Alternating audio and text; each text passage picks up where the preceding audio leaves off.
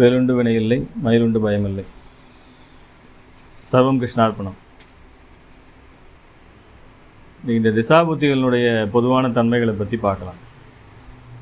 அடுத்து நம்ம திசாபுத்தி சார்ந்த வகுப்புகளை நடத்த போகிறோம். அதுக்கு ஒரு முன்னோட்டமாக அந்த வகுப்பு எப்படி இருக்குன்னு தெரிஞ்சுக்கிறதுக்கு உதாரணத்துக்கு ஒரு செவ்வாய் திசைன்னு எடுத்துக்குவோம். செவ்வாய் திசைங்கிறது காலபுருஷ ரீதியாக 1-8 கூடியவர். லக்னத்துக்கும் எட்டமஸ்தானத்துக்கும் ஆதிபத்தியம் வாங்கின திசை. அவருடைய காரகம் பார்த்திங்கன்னா பூமி காரகன், சகோதர காரகன், இரத்த காரகன் எல்லாருக்கும் தெரியும். நிறைய பேருக்கு இந்த செவ்வாய் திசை தந்தைக்கு கண்டாதி தோஷங்களையும் தேவையில்லாத வீண் செலவுகள், மருத்துவ செலவுகளையும், பிரச்சனைகளையும், தொழிலில் லாஸ் ஆகிறது, கடன்காரன் ஆகிறது, பொருளாதார இழப்புகளை சந்திக்கிறது, இந்த மாதிரி ஜாதகருடைய தந்தைக்கு கொடுக்கக்கூடியதாக இருக்கிறது. இப்போ சந்திரன் நட்சத்திரத்தில் ஒரு குழந்தை பிறகுன்னு வச்சுக்கோ, ரோகிணி அஸ்தம் திருவோணம். 2வது வரக்கூடிய திசை என்னவாக இருக்கும்? செவ்வாய் திசையாக இருக்குமா இல்லையா? அப்போ அந்த காலகட்டம் தந்தையை சோதித்து பார்க்கும். என்னடா சம்மந்தம் இல்லாத ஏதாவது சொல்கிறாருன்னு நினைக்காதீங்க. காலபுருஷ தத்துவம் அதுதான் சொல்லுது. பாவத்பாவ ரீதியாக ஒரு பக்கம் பார்த்திங்கன்னா அது 9ஆம் பாவம் தனுசு பாவம் தான் தந்தை பாவம். அதில் யாருக்கும் சந்தேகம் இருக்காது. தனுசு பாவத்துக்கு செவ்வாய் 2 ஆதிபத்தியம் வாங்குறாரு. 5 குடையவராகவும் 12 குடையவராகவும் வந்துடுறார். அப்போ 5ங்கிறது பூர்வீகம், பூர்வ ஸ்தானம் சொல்கிறது, கோயில் சம்மந்தப்பட்டது, ஆன்மீகம் சம்மந்தப்பட்டது. இது எல்லாமே தந்தைக்கு என்ன பண்ணுங்க, விருத்தி அடைவதாக இருக்கும். பூர்வீக சொத்துக்கள் கிடைக்கும். பூர்வீகத்தில் பைசல் ஆகாத விஷயங்கள்லாம் இருந்தால் பைசலாகி கைக்கு வந்துடும். அந்த மாதிரி நிறைய பேரை பார்த்துருக்கேன். செவ்வாய் தசை வந்திருக்குப்பா, உங்களுக்கு எதாவது வர வேண்டியிருக்கா அப்படிமா, ஆமாம் அப்படிம்பாங்க. வந்துடும், கவலைப்படாதுன்னு சொல்லுவேன். அதே நேரத்தில் தேவையில்லாத விரைய செலவுகளை தரும், ரெண்டாதி தோஷங்களை செய்யும். இதில் இந்த செவ்வாய் திசையில் வரக்கூடிய சந்திர புத்தி, அதே போல் புதன் புத்தி, இது ரெண்டும் தந்தைக்கு ஒரு உழுக்கு உலுக்கிட்டு போகும். அதாவது மாரகம் நடக்கும்னு சொல்ல முடியாது. அவருடைய திசை, அவருடைய ஜாதகம் ஸ்ட்ராங்காக இருந்தால் அதெல்லாம் அங்கே தப்பிச்சு வெளியே வந்துடுவார். ஆனால் அதுக்கு நிகரான என்ன பண்ணிடுங்க, பிரச்சனைகளை செஞ்சிடும். எப்படி சொல்கிறேன்னு கேட்டிங்கன்னா, செவ்வாய் தசை விரைய தசைன்னு சொல்லியாச்சு. ஏன்னா 9ஆம் பாவத்துக்கு விரைய பாவம் தான் 8ஆம் பாவம். செவ்வாய்க்கு ஒரு ஆதிபத்தியம் என்ன, விருச்சிகம், மேஷம்.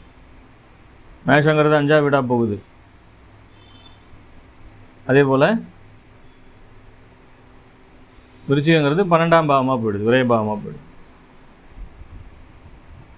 5ஆம் பாவம் திசை நடத்தினாலே அது 10க்கு 8ஆக வேலை செய்யும். அப்போ தந்தையுடைய தொழில் அடி வாங்கும்.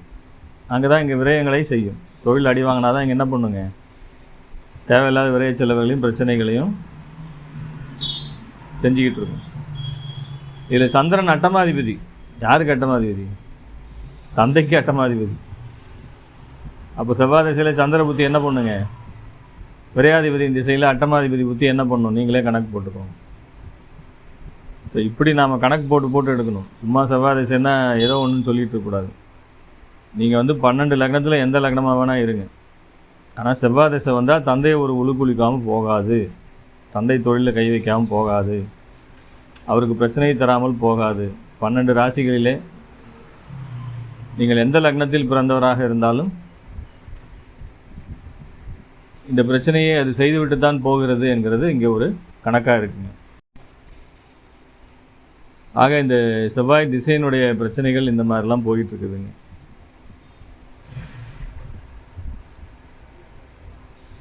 ஸோ இப்படி எடுத்துக்கணும். நம்ம ஒரு திசை அப்படின்னு எடுக்கும்போது அந்த திசை நமக்கு என்னவா இருக்கும், நம்மளுடைய இதுவே அம்மாவுக்கு என்னவா வருங்க, 4ஆம் அதிபதிக்கு சொத்துங்கிற விஷயத்துக்கு அது 5ஆக போயிடுது, திரிகோணமாக போயிடுது. அதனால தான் உங்களுக்கு சொத்து சம்மந்தப்பட்ட விஷயங்களுக்கெல்லாம் செவ்வாய் நல்லது பண்ணிடுவார். சொத்துக்கு என்ன பண்ணிடுவார், 4, 8, 12 திரிகோணமாக இல்லையா, அது 8 கூடிய ஆதிபத்தியம் வந்துடுது. அதனால் சொத்துக்கு அவர் சொத்து சேர்க்கையை உண்டாக்குவார்.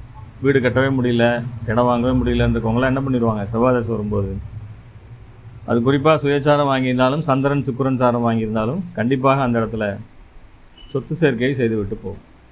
அந்த மாதிரி பார்த்துக்கணும். ஸோ பொதுவான ஜென்ரலைஸ்டாகவே இவ்வளோ விஷயங்கள் எடுக்கலாம்.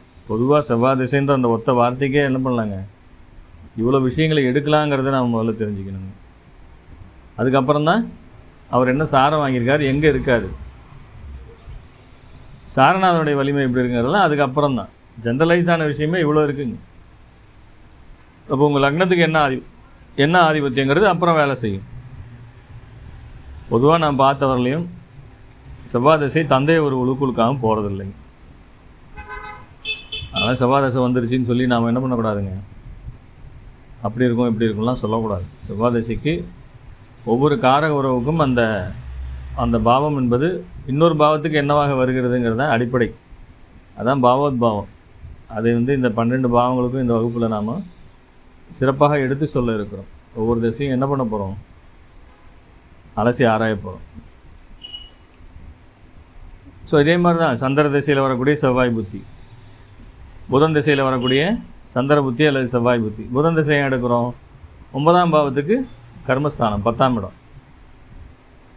இப்போ உங்களுக்கு புதன் திசை நடக்குதா, செவ்வாய் புத்தியில் உங்கள் தந்தைக்கு கர்மம் செய்யக்கூடிய அமைப்புகள் வரலாம்ங்கிறது தான். அவருடைய ஆயுள் முடியணும் இல்லை, அது அவருடைய ஜாதகத்தில் எப்படி இருக்குங்கிறது ரெண்டும் கண்டிப்பாக மேட்ச் ஆகும். நீங்கள் அவர் ஜாதகத்தை எடுத்து பார்க்கும்போதும், நீங்கள் யார் அந்த கொள்ளி வைக்கிறாங்களோ அவங்களோட ஜாதகத்தை எடுத்து பார்க்கும்போதும் அந்த தந்தைக்கு கர்ம திசை இவருக்கு நடக்கும்.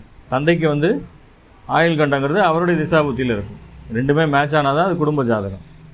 அப்போ அது மேட்ச் ஆகி கண்டிப்பாக நடக்கும். அந்த மாதிரி இடத்துலாம் குழந்தைங்களும் பிறக்கும். திசா புத்திகளும் அப்படி தான் கண்டிப்பாக வேலை செய்யும். அதனால் தனிப்பட்ட ஜாதகத்தை பார்த்து புரோஜனம் இல்லை. இதெல்லாம் முக்கியமான விஷயங்களை ஒரு தீர்வு நமக்கு கிடைக்கணும்னு பார்த்தீங்கன்னா நம்ம குடும்ப ஜாதகத்தை எடுத்து அலசி பார்க்கணும். நிறைய பேர் திருமண விஷயங்களுக்காக பிரிவினைக்காகலாம் நிறைய பேர் வருவாங்க. நான் சொல்ல கணவன் மனைவி ஜாதகம் அது ரொம்ப முக்கியம். அதுக்கப்புறம் இந்த கடைசியாக குழந்தை உங்களுக்கு ஒரு பிள்ளை பிறந்திருக்கும் இல்லையா, குழந்தை, அந்த ஜாதகத்தை கொண்டு வாங்கன்னு சொல்லி பார்ப்போம். ஏன் பார்க்குறோம், அதில் தந்தை ஸ்தானம் தாய் ஸ்தானம் எப்படி இருக்குது, வலுவாக இருக்காங்களா, சண்டை போட்டு பிரிஞ்சிருக்கோம் சார், குழந்தை என்கிட்ட இருக்குது, எங்கள் வீட்டுக்காரர் தனியாக இருக்கார், நான் தனியாக இருக்கேன், நாங்கள்லாம் ஒன்று சேருவோமா, விவாகரத்து கேஸ் நடந்துகிட்ருக்குது சார், விவாகரத்து ஆகிடுமா, இப்படிலாம் கேட்பாங்க. ஸோ இதுக்கு தனிப்பட்ட ஜாதகத்தை மட்டுமே பார்த்து பிரயோஜனம் இல்லை. இந்த 3 பேர் சம்மந்தப்பட்ட ஜாதகத்தையும் பார்த்து அந்த குழந்தைக்கு தந்தையோட கொடுப்பினை இருக்காங்கிறத பார்க்கணும், கூட இருக்க முடியுமாங்கிறத பார்க்கணும். அந்த கிரகம் எப்படிங்கிறது தெரிஞ்சால் தானே நீங்கள் சொல்லுவீங்க. ஸோ அதெல்லாம் ஆய்வு செய்வதற்காகத்தான் இந்த திசாபுத்தி சூட்சம வகுப்புகளையும் நாம் இங்கே இந்த மாதிரி விஷயங்களை எடுத்து திசாபுத்திகளை போட்டு ஆய்வு செய்து, ஸோ இதெல்லாம் முதல்ல கொடுப்பினை எப்படி இருக்கிறது, சிறப்பாக இருக்கிறதா, நல்லா இருக்கா இல்லையாங்கிறத தெரிஞ்சுக்கிட்டு அந்த கொடுப்பினைக்கு தகுந்தவாறு திசாபுத்தி எப்படி வேலை செய்கிறது, அந்தந்த காலகட்டம். இப்போ திசா நிர்ணயம் அப்படிங்கிறது திசாவே என்ன பண்ணுதுங்க, நமக்கு சம்பவ கால நிர்ணயத்தை சொல்லக்கூடியதாக இருக்கிறது. திசான்னு சொன்னாலே ஒரு சம்பவத்தை உனக்கு என்ன கொடுக்கப்பட்டிருக்கிறதோ அது எந்த வயசில் அதை நடத்தி வைக்கணுமோ அதுதான் திசையினுடைய வேலை.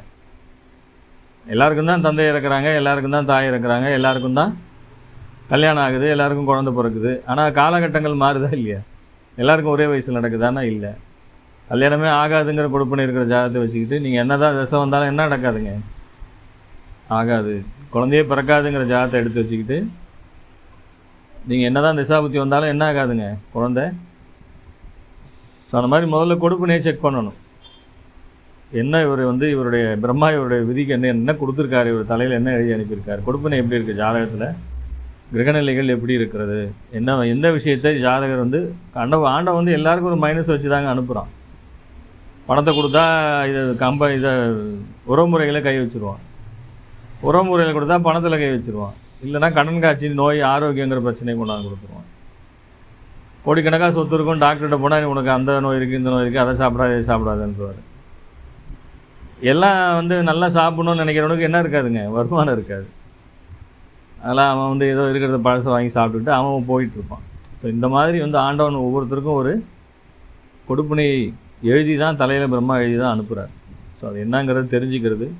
அடுத்து வரக்கூடிய திசாபுத்திகள், ஜோதிடருங்கிறது உங்கள் தலைவிதியெல்லாம் யாராலையும் மாற்ற முடியாது. உங்களுக்கு நடக்கிறத படித்து காட்டுறவர் தான் ஜோதிடர். ஸோ அது என்ன இருக்குது அப்படிங்கிறது அந்த கிரகங்களுடைய அடைவு, அதனுடைய நட்சத்திர சாரங்கள், தசாபுத்திகளை வைத்து ஜோதிடர்கள் உங்களுக்கு ஒரு வழிகாட்டியாக, நம்ம இருட்டில் போகிறோம், கையில் ஒரு டார்ச் லைட்டை கொடுத்து அனுப்பலாம். ஆனால் நீங்கள் போகணுங்கிறது உங்கள் தலைவிதி, அதை போய் தான் ஆகணும். அந்த பாதையை மாற்றக்கூடிய, உங்களுக்கு நடக்கக்கூடிய இதை மாற்றக்கூடிய அதிகாரம் எந்த ஜோதிடருக்கும் கிடையாது. என்னென்னா நீங்கள் அது என்னங்கிறத தெரிஞ்சுக்கணும், பக்குவப்படணும், தெரிஞ்சுக்கணும்.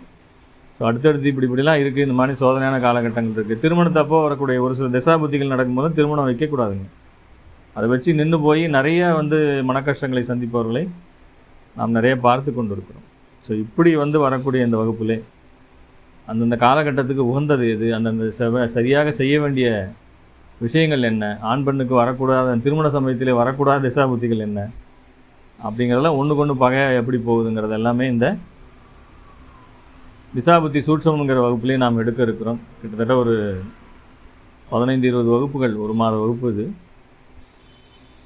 நடக்க இருக்கிறது. அதனால் வேண்டியவர்கள் இதில் கலந்து கொண்டு பயன்பெறுங்கள். மீண்டும் அடுத்த வீடியோவில் சந்திக்கலாம். சர்வே ஜனா சுகினோ பவந்து. சர்வம் கிருஷ்ணார்ப்பணம்.